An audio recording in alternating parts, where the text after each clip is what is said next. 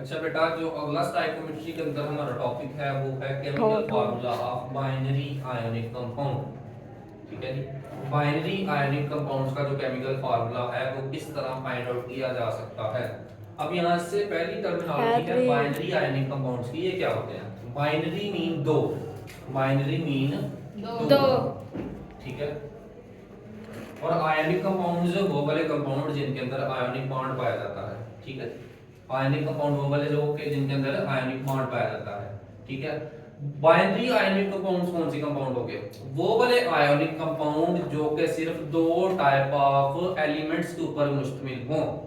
वो वाले ionic compound जो कि सिर्फ दो टाइप ऑफ एलिमेंट्स के ऊपर मुश्तमिल हों उनको बोला जाता है, ये क्या है? Binary ionic compound. मिसाल के तौर के ऊपर सोडियम क्लोराइड सोडियम और क्लोरीन से मिलकर बना हुआ है। ठीक है। कैल्शियम फ्लोराइड कैल्शियम और फ्लोरीन से मिलकर बना हुआ है। इसी तरह एल्यूमिनियम ऑक्साइड एल्यूमिनियम से और ऑक्सीजन से मिलकर बना हुआ है। सो ये क्या है? हमारे पास आयोनिक कंपाउंड्स हैं। ठीक है। जिनके अंदर दो टाइप के हमारे पास एलिमेंट पाए जा रहे हैं, वो क्या है? Binary ionic compound. ठीक होगा जी। ये है बाइनरी आयोनिक कंपाउंड। अब बाइनरी आयोनिक कंपाउंड्स का जो केमिकल फार्मूला है वो किस तरह फाइंड आउट किया जा सकता है, उसके कुछ स्टेप्स लिखे हुए हैं। ठीक है। जो पहला स्टेप है वो ये कहता है कि आप फाइंड आउट करें कि कटायन कौन सा है और अनायन कौन सा है। पहला स्टेप उसने ये बताया हुआ है, फाइंड आउट कटायन एंड अनायन। ठीक है। आप देखें, लेट्स से ये हमारे पास कोई भी है तो आपने फाइंड किसी का formula banana. Let's say calcium fluoride का है, उसके अंदर आपको पता है कैल्शियम और फ्लोरीन है, तो सबसे पहले आप फाइंड आउट करें कि इसके अंदर पॉजिटिव चार्ज कौन सा है। ठीक है। कटायन कौन सा है। ठीक है।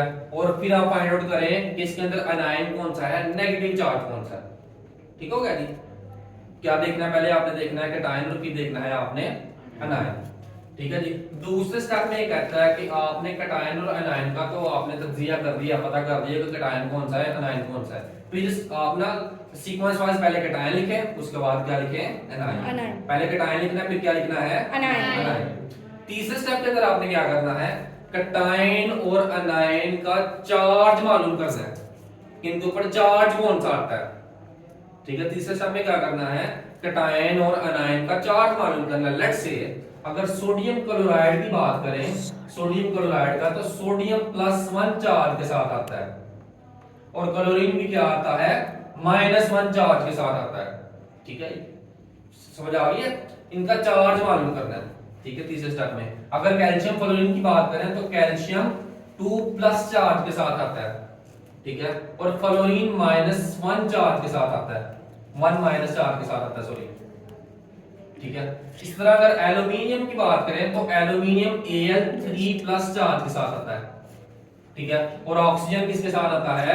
O2 नेगेटिव के साथ आता है। सो तीसरे स्टेप में आपने फाइंड आउट क्या करना है? ठीक है। या तीसरे स्टेप में आपने फाइंड आउट करना है कि इनका चार्ज कौन सा है। दूसरे स्टेप में आपने फाइंड लिखना क्या है? Right cation and अनायन respectively. ठीक है। तीसरे स्टेप में आपने क्या करना है? Charge of each element. ठीक हो गया जी। आपने मालूम कर दिया कि चार्ज कौन सा है। ठीक है जी। चौथे स्टेप में आपने एक कानून अप्लाई करना है जिसको बोलते हैं criss cross method.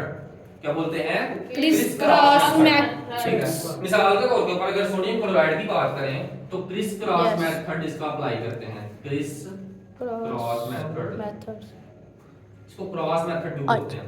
Let's say अगर सोडियम है, सोडियम के ऊपर +1 है, ठीक है, और क्लोरीन के ऊपर -1 है।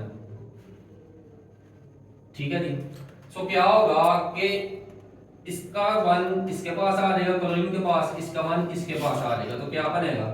Na और Cl, Na1 हो गया। ठीक है। क्योंकि 1 को डिनोट नहीं करते तो क्या बन जाएगा? NaCl।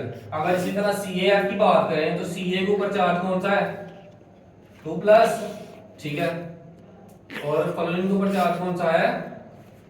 1-। ठीक है। तो क्रिस क्रॉस मेथड इसका इसके पास आ जाएगा, इसका इसके पास आ जाएगा, तो क्या बन जाएगा?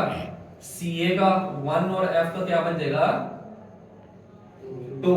अगर इसी तरह एल्यूमिनियम की बात करें, ठीक है, तो एल्यूमिनियम के ऊपर चार्ज कौन सा है Al3 प्लस, और ऑक्सीजन के ऊपर चार्ज कौन सा है 2 नेगेटिव। इसका एल्यूमिनियम का किसके पास चला जाएगा ऑक्सीजन के, और ऑक्सीजन का किसके पास आ जाएगा एल्यूमिनियम के। सो एल्यूमिनियम क्या बन जाएगा Al2O3, क्या बन जाएगा Al2O3। इसी तरह एक और हमारे पास कंपाउंड है जिसका नाम है मैग्नीशियम नाइट्राइड है, ठीक है। मैग्नीशियम के ऊपर हमारे पास हमें पता है Mg2 प्लस के साथ आता है और नाइट्रोजन 3 माइनस के साथ आता है, nitrogen 3 minus. Criss cross method apply करेंगे, N का इसके पास आ जाएगा, Mg का किसके पास आ जाएगा इसके पास, तो क्या बन जाएगा Mg3N2। इस तरीके से किसी भी बाइनरी आयनिक कंपाउंड का केमिकल फार्मूला फाइंड आउट किया जा सकता है, ठीक हो गया जी। आपने क्रिस क्रॉस मेथड लगाना है। पहले स्टेप में आपने पहले देखना है कि कैटायन कौन सा है और अनायन कौन सा है। दूसरे स्टेप में आपने पहले कैटायन को लिखना है, दूसरे में किसको लिखना है अनायन। हमेशा पॉजिटिव चार्ज पहले आएगा, नेगेटिव चार्ज बाद में आएगा।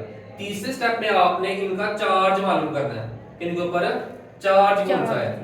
चार्ज मालूम करने के बाद आपने क्या करना है, चार्ज को क्रिस क्रॉस मेथड अप्लाई कर देना है और चार्जेस को क्रॉस मेथड लगा के आपने फाइंड आउट कर लेना है कि नंबर ऑफ एटम्स कितने हैं, ठीक है। कोई भी बाइनरी आयनिक कंपाउंड आ जाए तो आप इसका इसी तरह केमिकल फार्मूला फाइंड आउट कर सकते हैं।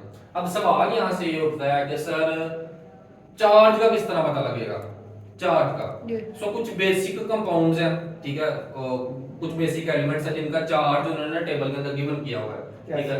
ये देखो, ठीक है, ये वाला सारा जो चार्ज है हाइड्रोजन पर उन्होंने चार्ज लिखा हुआ है, सोडियम का लिखा हुआ है, लिथियम का, सबके चार्जेस इसके ऊपर गिवन है, ठीक है। आपसे कोई भी पूछे, लेट्स से आपसे बोलता है आप लिथियम क्लोराइड का फार्मूला लिखें, तो इसके अंदर आपको पता है कि लिथियम कितने हैं और क्लोरीन कितने हैं, ठीक है। लिथियम और क्लोराइड है ना, और लिथियम और क्लोराइड के चार्ज को आप क्या करेंगे क्रिस क्रॉस मेथड अप्लाई करेंगे, आपको पता लग जाएगा कि उसके अंदर लिथियम कितने हैं और क्लोरीन कितने हैं। लिथियम भी +1 के साथ आता है